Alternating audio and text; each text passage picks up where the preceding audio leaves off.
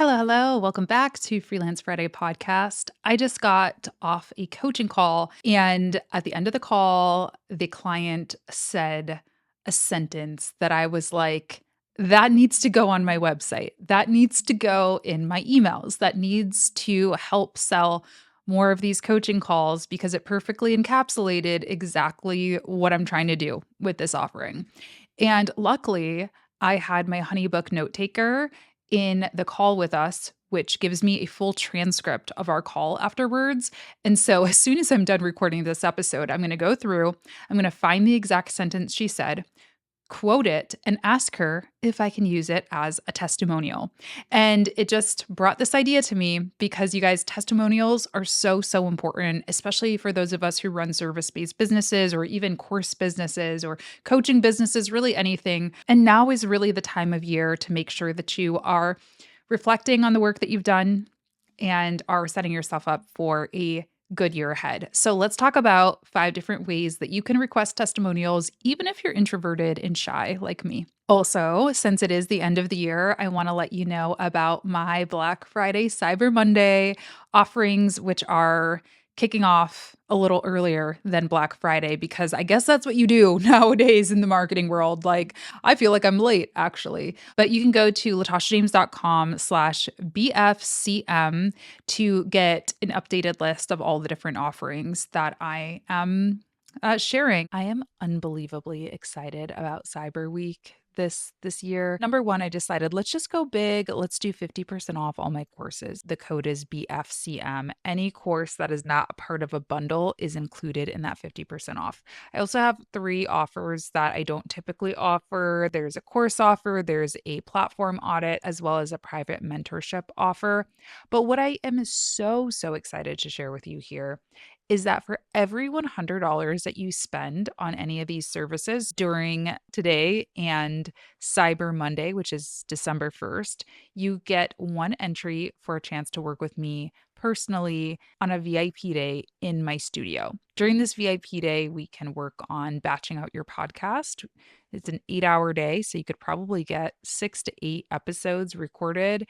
You can film a course at my studio. You can record ad reads. I will be your right-hand person. I will be your cinematographer. I will be your audio tech. I will make you look and sound amazing. And you get 1 entry for every $100 that you spend. Okay, so my first tip is exactly what I just shared. I love the HoneyBook note taker. If you don't know what HoneyBook is, real quick, it is a client management system. So it's how I book clients, how I send them invoices, contracts. It's how I kind of keep track of everything. And they released this AI note taker feature. So it joins all of your meetings if you want it to.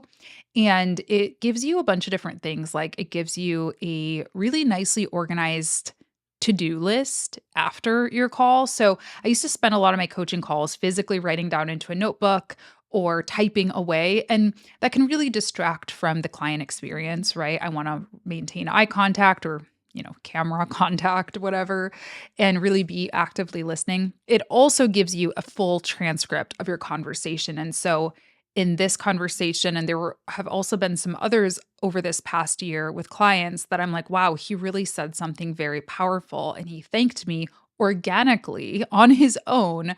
I want to just ask if I can quote that.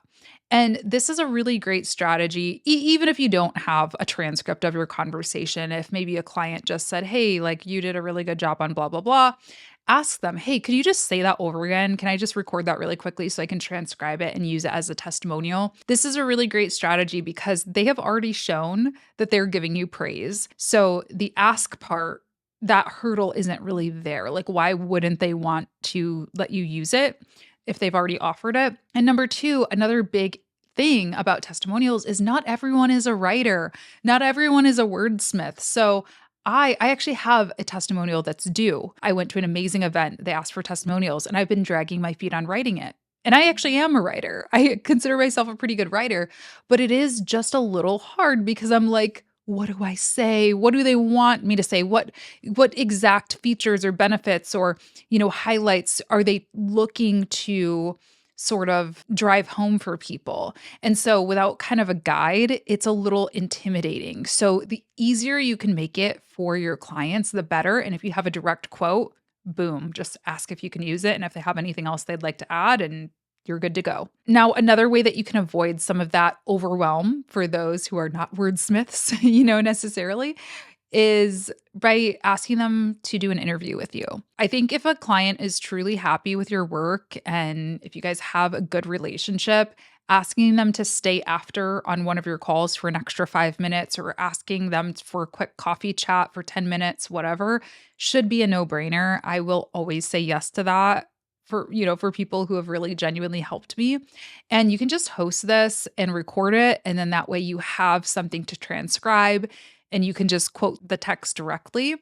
You can also ask them if they'd be willing to let you use the video itself. And this is even more compelling. This is one of the things that I did for my course, the Social Media Management Accelerator. The first time that I ran it at a beta rate. It was like half the price that it is now. And I let people know, hey, the expectation or the ask for in exchange for the discount is that we're going to ask you to do Zoom interviews with us to give us your honest feedback on the program and to ask you for a testimonial if you would like to share one. And now I have so many high quality videos of people talking about the program. They're all over the landing page. I've continued to do them with every cohort. And it just really does help, especially in like the age of AI, right? Having a video testimonial can really help bring those words to life and make it a little more authentic because anybody could just like write words, I guess, technically. Something that I do nowadays too is I actually have a series, basically. I have started to interview my students here on this podcast. This year, I've had some amazing students come on. Diego, Caitlin Grad was just on. And this is nice because it's kind of like a give takes type situation. I am giving them access to my platform. And in exchange, they are showcasing proof of concept. They're showing that my programs work and that they believe in it and that, clearly they trust me if they're willing to come on my show. And so it kind of has that mutually beneficial effect. So you could use it as content. You could just use a plain interview and just use it internally and transcribe it. One of the tools that I highly, highly recommend for this is Riverside. Riverside is awesome because it's basically like a Zoom type situation, only way better quality video. And they also have transcription services in there. So you can take your video and ask it to transcribe it. You can ask it to format your testimonial. You can get clips from it specifically sized for social media. So vertical, short clips and so much more. So love that tool. Record an interview. That's tip 2. Now, going along with that point that I said about anybody can kind of like fake a testimonial and write words on your website and say, oh, Latasha was awesome, Jane, Jane Doe. Well, something that can help with that is by asking for an authentic review via a verified service like Google My Business is one, or Facebook reviews if you have a public Facebook page, or LinkedIn. You can ask for a review. What are they called on LinkedIn? Testimonial review. I can't remember exactly. I'll put it up on the screen, but you can ask for a review or a testimonial through a service like that because that is verified, right? Like that is an actual person has to write the review. You're not just putting it on your website. With this, I think something that really helps is by giving them a prompt, giving them a simple template that they can utilize. You might want to come up with a few templates. You might not want everybody's to look exactly the same because that might look a little sketch. But for example, I'll just send out an email and say, hey, I've really loved working with you this year. Give them a refresher on a project or a win that you guys had together. Because again, sometimes they're like, wow, I did love working with Latasha, but like my mind's drawing a blank now that I'm pressed for it. So give them a little reminder, give them a genuine, email and ask for, hey, I would love to hear about where you were at before you started working with me, what you were struggling with, what our win was together, what our biggest win, and what you enjoyed most about working with me. Just give them like a simple bullet point list of the key things that you would like included in that review and a link to the review platform. Easy, peasy. You can even add these, moving forward. Obviously, this is going to take some time. It's kind of an evergreen strategy, but you can add your review link to your email signature. If you're emailing clients a lot back and forth, you can add it to your link in bio on your Instagram or whatever social channels you use most frequently. And that can be a great way to accumulate reviews over time. Fourth tip is to give a gift. Now, listen, we don't give with the expectation of receiving, but let's be honest, in marketing, things are a little bit different, okay? I think it's nice to give your clients gifts just at the end of the year in general. And it doesn't have to be anything wild and crazy. In fact, I don't think it should. And in fact, you should also double check because the IRS does have a price point limit. I believe it's like $50 that you can't write off after a certain amount. So you don't want to give extravagant gifts that also is going to cause weird vibes, I think, unless you're like a private jet company or something where you're, working with celebrities, then maybe that's a different story. But for my small business owner clients, my content creator clients, that might just be a card. That might be a piece of merch, which we've got sitting right here, might I add. I created some fun merch this year. It was just something, honestly, I wanted to be a walking billboard for my own brand.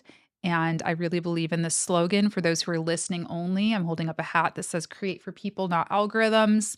You can shop those in my merch shelf on YouTube. So it's just right below the video, and I'll leave a link if you're listening on the podcast. I've also got beanies, create for the people, not algorithms. You guys have probably seen me wear the shirts and the crew neck sweatshirts. I also have like notepads in my studio and all kinds of different goodies. So I designed those in Canva, and I use Teespring, or Spring is what they're called, to print them, which I would love to use a local printer, but I'm not there yet. But anyway, the point is create some merch. That's a great, and again, mutually beneficial thing, because even if they don't thank me with a testimonial, if they wear this hat around town, which by the way, it says Jameson Park on the back. It's so cute. I just love these hats. Love them. If they're wearing this around town, they are advertising for me. So it is, it's an advertising expense basically. But yeah, just make a cute little box for people, send them some merch, send them a goodie, send them something that they'll actually use, a coffee gift card, a bag of coffee, whatever they're going to actually use, and create a little card in there and put a QR code for a testimonial, option. Chances are, if they open a box from you and it is a really nice handwritten note, it's a beautiful gift, something that they are actually going to use, why would they say no to writing, hey, Latasha was awesome this year, if you actually were awesome this year? So that's something easy you can do and should start thinking about now. Lastly, another email option is to send out a survey.